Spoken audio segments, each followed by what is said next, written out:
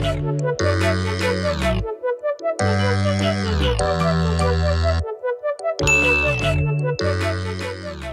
guys, welcome back to our channel. So today's video I'm going to be talking about my hair. That's why I'm doing it by myself. I did these butterfly locks myself. The way I see it is I'm not paying for someone to do my hair if I can do it myself. So today I'm going to show you how I did this so you can do it yourself too. Save some coin, save some time. I hope this video is helpful. If you guys have any questions that I don't cover in the video, leave them down below and I definitely will get back to them. So yeah, without further ado, we'll get into it. I'm just going to do a little intro and like explain what's going on first, and then we'll get into the actual tutorial. Let's get into it so you can look fire. And everybody's gonna be like, where'd you get your hair done? And you're gonna be like, I did it myself. So to start off, these are crochet locks. I know, crochet locks. People have mixed emotions about crochet locks or crochet styles in general. When I do my crochet, I do it as individuals. So you'll see in the actual tutorial that my entire head is braided before I started into each section, like you would have for like box braids or anything else like that. I do square parting. You can do it however you want, especially for stuff like locks. I feel like you have some lenience with that kind of thing because the style is a bit more, you know, bohemian, a little messy, so your parting, it doesn't have to be perfect. For you guys that do not know, my hair is, I'd say, a considerable amount longer than the actual lock. I'm sure I'll insert a picture on the screen somewhere so you guys can see what it looks like. And you'll see it a little bit in the video, but just for reference, I'll show you a picture. And I wanted a bob, so I tried to figure out, you know, how I could get this style but also make it crochet, because I don't think I've seen a video, at least with this kind of butterfly lock, with people that have longer natural hair. I was initially going to just do my locks from scratch and not do the crochet, but that just seemed like a really taxing process, and I definitely think that this being crochet cut down a considerable amount of time. And a lot of times I also think it's hard, you know, like there's different methods to get the butterfly lock look, and that distressed look, you can wrap it around your thumb and wrap like that, or there's a pinching method where you pinch it and throw over it. I don't know, but those are a lot of times easier said than done. So I feel like with this kind of thing, you can crochet your hair and you have the base already, so it already gives you that texture because you're literally just wrapping pretty sporadically just to cover your hair. You don't really have to have a super great technique, but I feel like they turned out fine. Maybe mine's a little bit of a long bob because I did have to like wrap my hair back up. I think it was worth it. I think it's cute, and I got the style without having to obviously cut my hair because I wasn't doing that. This is the hair I used. It's the NalaTress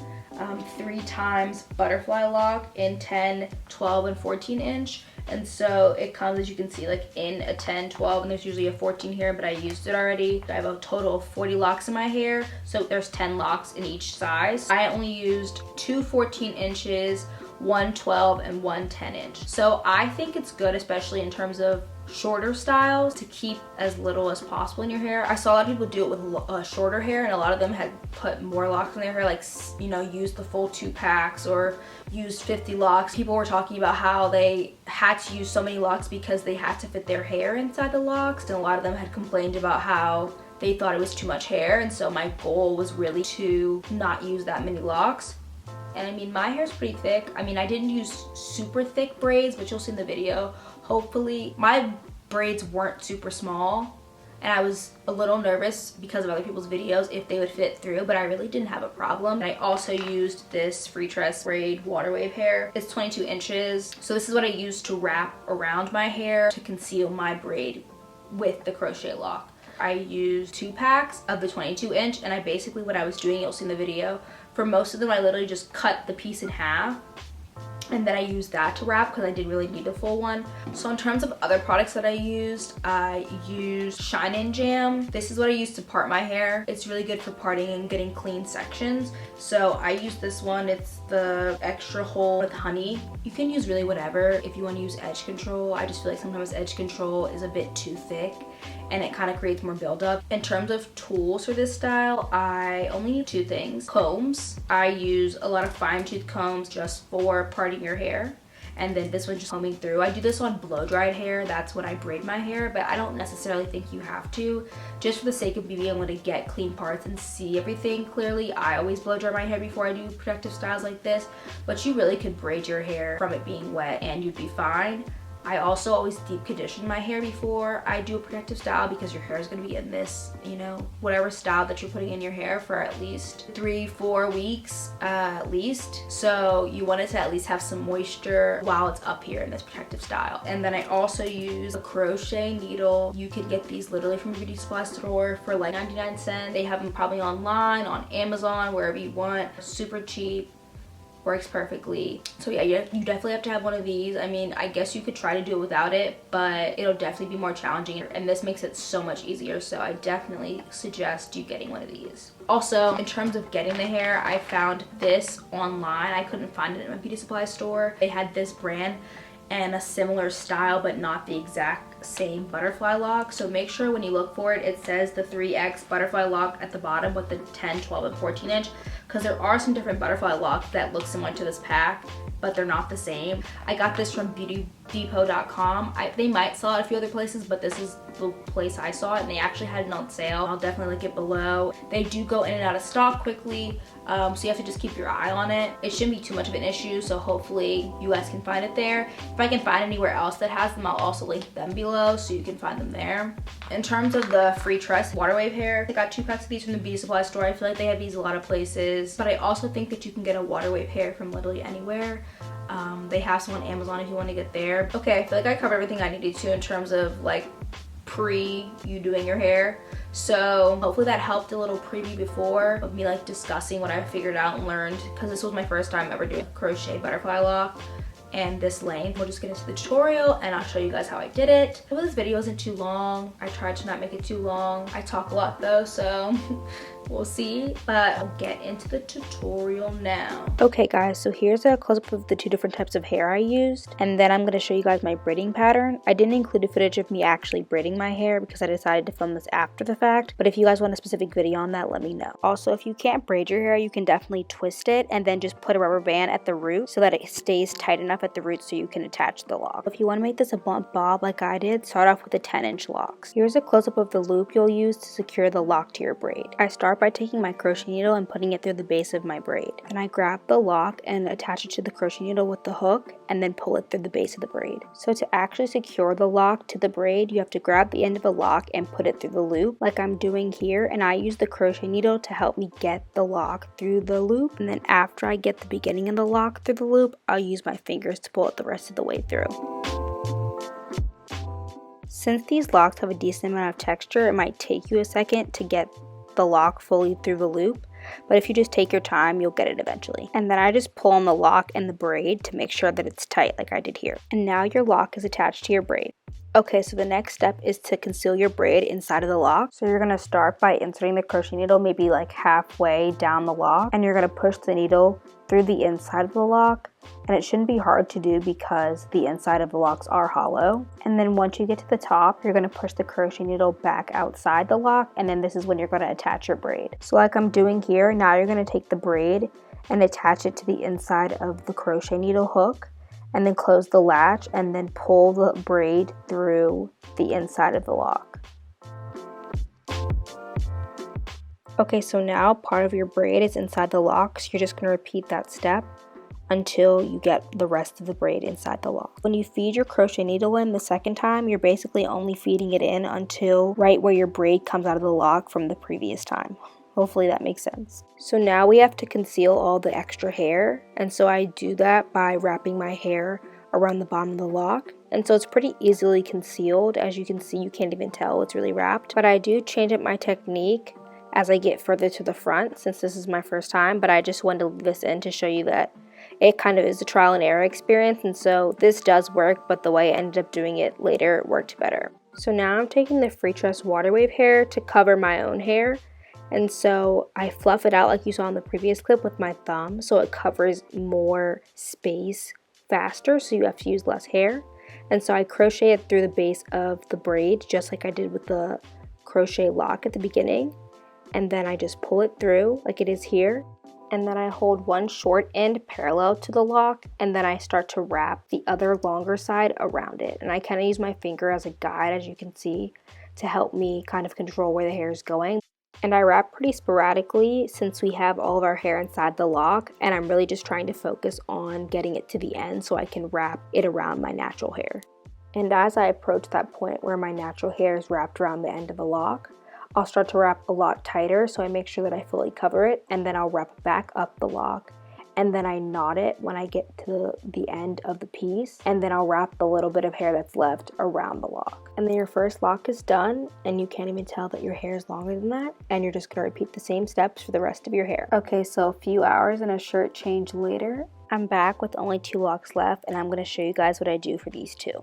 So again, I'm taking my crochet needle and I'm putting it through the base of my braid. Then I'm taking the loop that's connected to the crochet lock, closing the latch hook, and then pulling it through the base of my braid. Then I take the end of the lock and use the crochet needle to help me get it through the loop. Then I take the needle off and I use my fingers to pull it the rest of the way through. And then I'll pull on both my braid and the lock to make sure it's tied at the root. Now it's time to put your braid inside the lock. So again, we're going to take the crochet needle and we're going to feed it inside the center of the lock until you get to the top. And then you're going to open the latch hook, put your braid inside the hook, close the latch, and then pull your braid through the inside of the lock. And then repeat that step until you get all the braid you can inside the lock.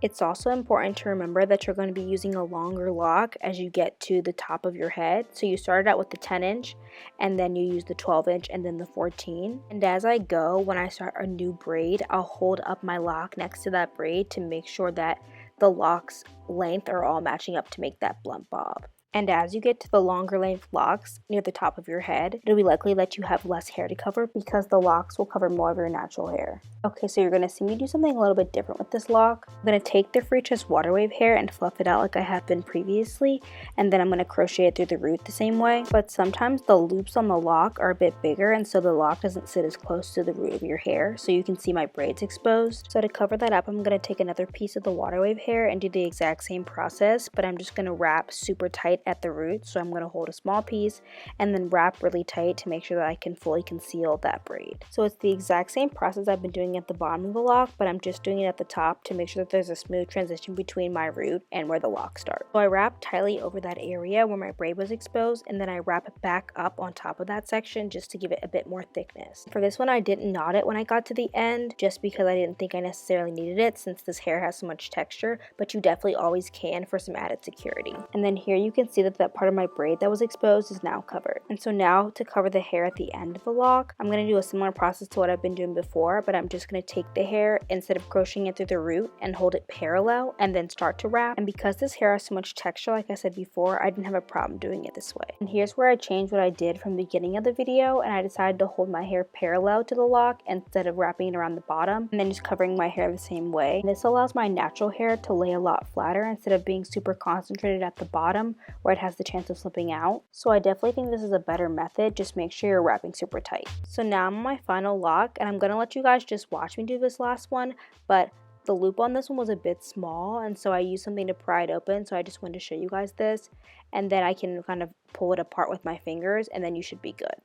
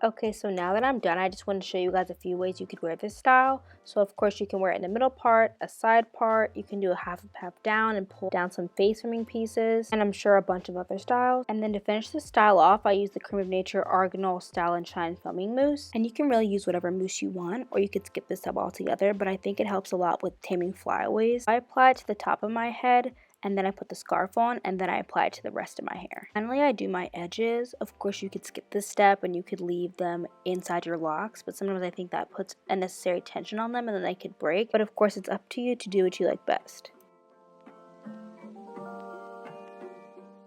And then here's a final look at these crochet bob butterfly locks, and no one would even know your hair is longer than that.